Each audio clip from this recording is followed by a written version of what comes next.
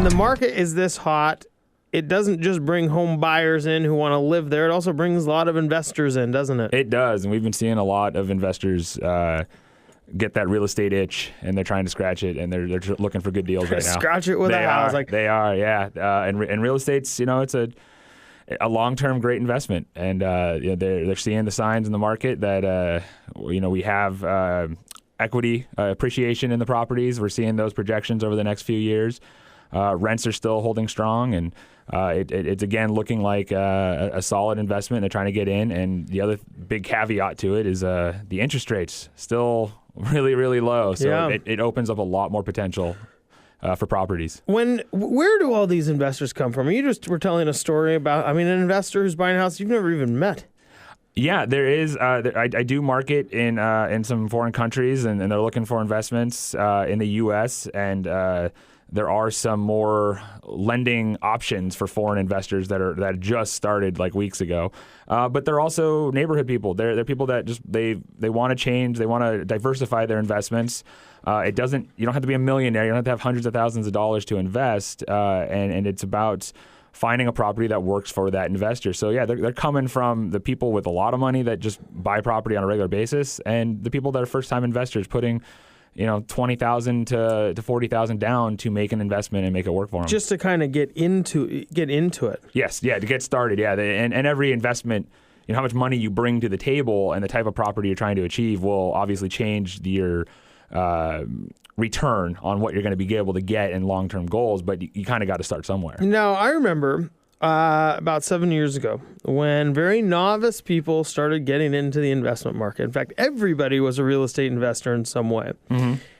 Do you see that happening again? Because that was kind of created a problem, which, of course, Wes had to go handle with all the short sales of all the investment properties that lost all their value. Well, I think what I saw more then was with the novice investors were just you'd be stupid not to buy anything, and any purchase of real estate was going to be good, and that was what it was going to be expected. But that's not the case right now. What we're seeing is people that they know real estate is still a great investment, but they want to be a little smarter about it. And that's how they've been kind of knocking on my door, where we try to find a property that will work. It will pencil out every month by taking how much money they have or what they want to leverage to buy that property, and find tenants that will pay a premium rent. So usually that takes us to the student housing, college rentals. That's a big, strong factor for us. But other factors of, what big businesses are going on, where are we near close to a hospital? Sometimes rental properties are great near a hospital because there's tons of employees that want to live there. So being smarter about it is what we're seeing. We're seeing that, a little bit wiser investor. Near job centers, really, which is where more renters live. Right? Yeah, it sounds easy, but people have made that mistake where they just find a property that's out in the suburbs that's really cheap. In Gold Bar, yeah, I picked it up for $120,000, but I'm vacant 4 months out of the year, and I barely pay the mortgage when it is rented. You're not gonna have any growth in that.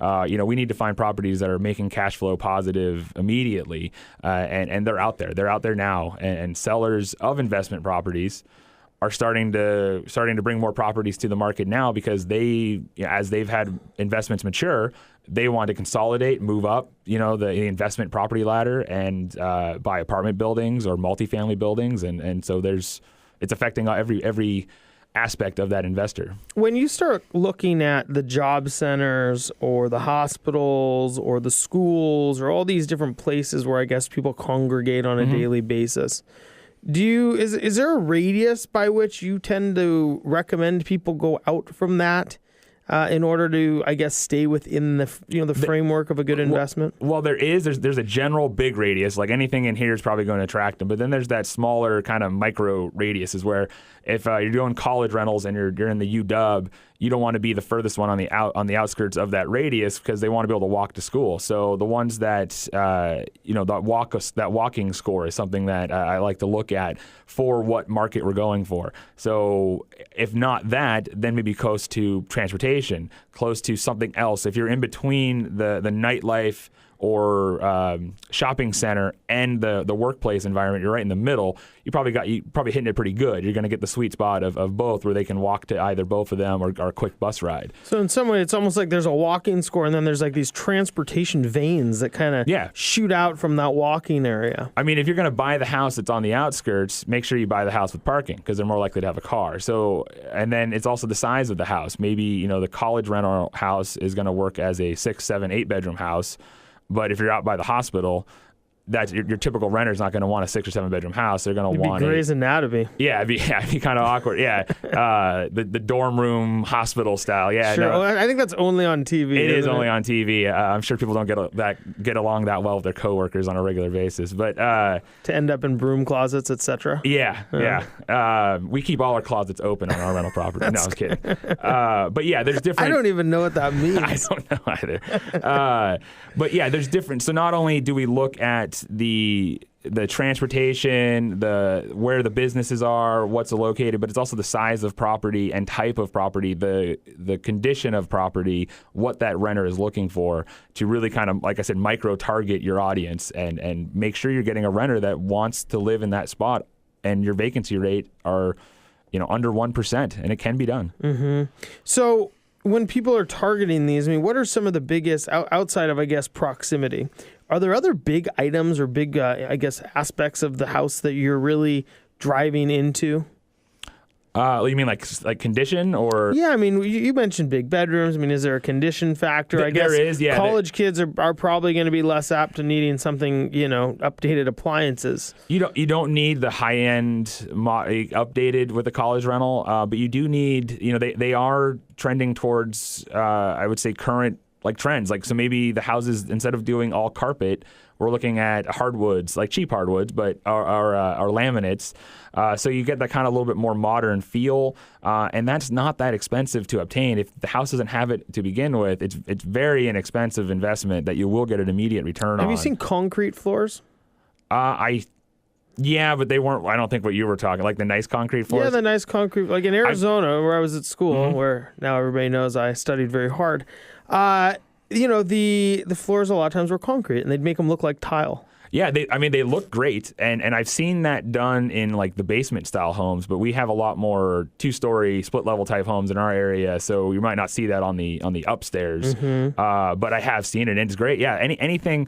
I mean, even some of these laminates and linoleums, they look like hardwoods, and they're fantastic. But it's that, I guess we're trending away from the outdated. There's a style that kind of goes along with every house that's on there, and you do see that in rental properties. And when you follow that, it does work, and it does help you get a tenant faster and pay more rent. Yeah, Jared, without a doubt, there are a lot of aspects to buying a rental property that I don't think people always consider. I mean, you're looking at buying a house, and you need to look at what you'll get for rent, and then why people would rent that house.